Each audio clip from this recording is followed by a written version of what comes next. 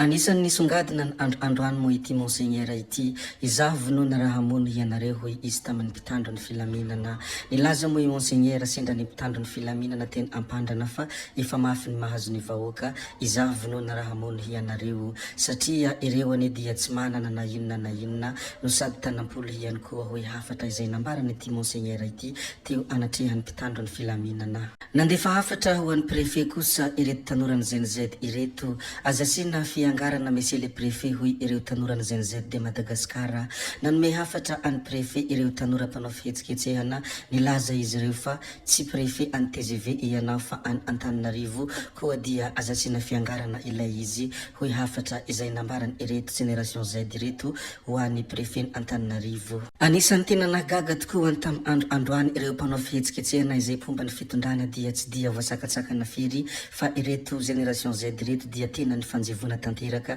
ary voasakana hatramin'ny farany.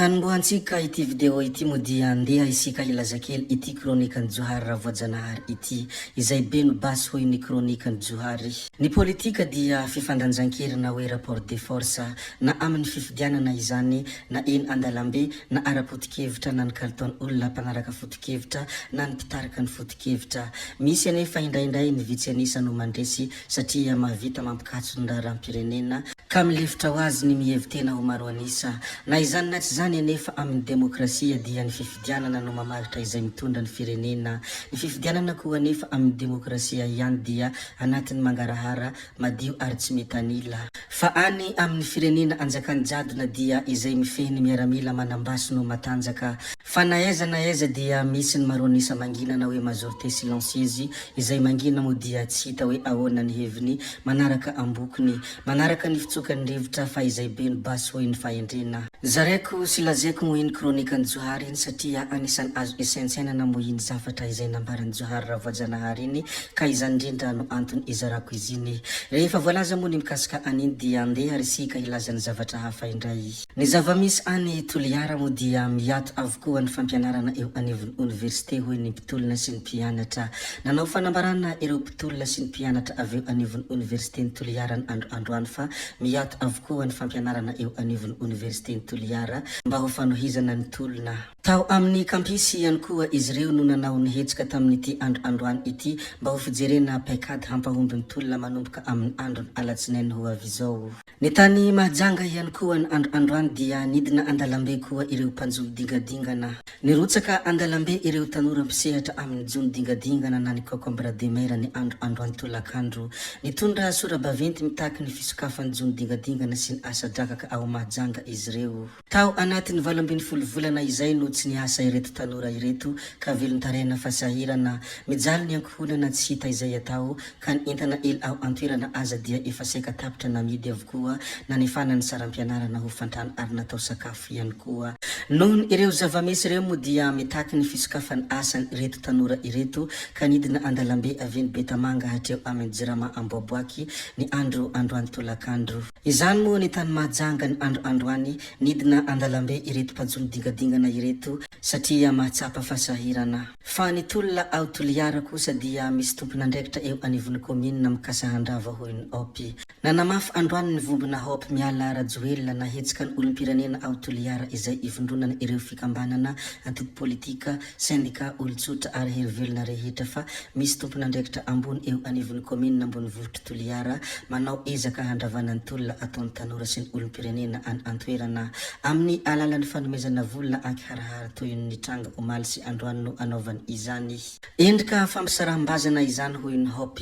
kamelohany izy ireo izany ary anaovany izy ireo antsoavy amin'ny mpitandro ny filaminana mba hisiany fanadihadiana mikasika an'ity toejavatra ity. Maro ny feo mandeha amin'ny mety ho fanakorontanana ao atapo-tanàna ny Toliara mba handotona ny tolona ampilaminana hoy hatran'ny fanazavany izy ireo. Raha misy moa izany tranga izany dia tsy tokony antoka amin'izany izy ireo raha araka ny nambarany hatrany. Nanamafy koa izy ireo ny androany fa mitohy ny tolona miala rajoelona mandrapahitratra ny tanjona amin'ny alatsinainy ho avy zao dia mitona ny vahoaka ny toliarana hopy mba hanativin-daharana ny tolona fa ny zavanisy tany fianaran-tsoa kosa ny androany dia mpianatra iray indray no nosamborin'ny mpitandro ny filaminana nandritra ny fihetsikehtsehana araka ny loharanom-baovao mikasika any ity mpianatra iray any fianaran-tsoa ity mo dia rehefa avy niakatra ny tety tanàna ireo tanora mpanao fihetsikehtsehana dia niverina tany Andrainjato teo amin'ny 3e stationnement no nanapohan'ny mpitandro ny filaminana ny bomba mandatsa-dranomaso izay nitohy hatrany Andrainjato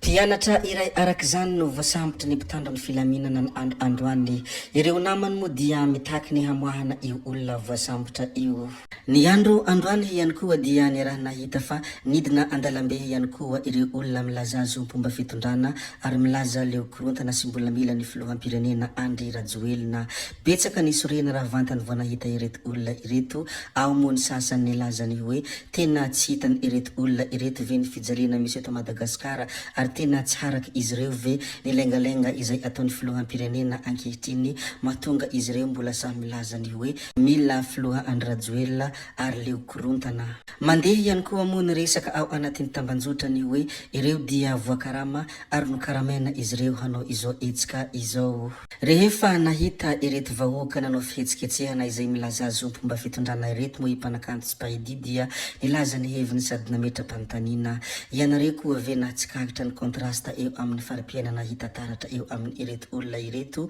hoy ny mpanakanto sy pahidi ny banderolina izay hoentiny izy ireo dia tsara kalitao no sady mamirapiratra fa jereo izato ny kalitaony ireto vahoaka izay milaza azo mpomba fitondrana ireto hoy ny mpanakanto sy pahidi hatrany manolonany izao zava-misy eto amin'ny tany sy ny fanjakana izao mo dia naneho ny heviny ihany koa ny syndicat FISEMA ka hoy izy ireo ny hoe tsy mahagaga raha toy izao ny zava-misy ankehitriny tsy mandeha araka ny tokony ho izy ny famokarana ary tsy misitraka izany ny rehetra miantraika amin'ny tanora ny tsy fandraisana andraikitra ataon'ny mpitondra adidin'ny mpitondra mihaino ny vahoaka ilaina ny fifampihenonana sy ny fifampiresahana hoy ny fanehoan-kevitra izay nambarany syndicat FISEMA ny androany ny hamaraparanantsika tanteraka ity video ity mo dia hilaza kely ny mikasika ny sinady itsika ny mpiasam-panjakana ny tokony ho premier ministre hoy ny sinady nangataka ny syndicat des administrateurs civils de Madagascar na hoe sinady mba amin'ny ireo mpiasam-panjakana ambony no hatao premier ministre vaovao fa tsy olona avy amin'ny sehatra tsy miankina nanolotra vahaolana hivoahana ny krizy ihany koa ny sinady nandritra ny fihaonana tamin'ny filoha Andry Rajoelina mazava moa ny fangatahan ireto sinady ireto ny hoe tokony ho mpiasam-panjakana ambony no hatao premier ministre vaovao hoy izy ireo tompoko vavy sy tompoko lahy zay ihany koa no namarana ny video antsika koa dia mankasitraka anareo na vitana hainao hatramin'ny farany ary mbola manentana anareo foana ny mbola hanaraka ny video manaraka izay alatsaka hiaty ny sesisesy zay fa tsy halavenay resaka hamitra beloma izay veloma vetivety amin'ny manaraka indray no manao ny misimisi veloma tompoko lahy veloma tompoko vavy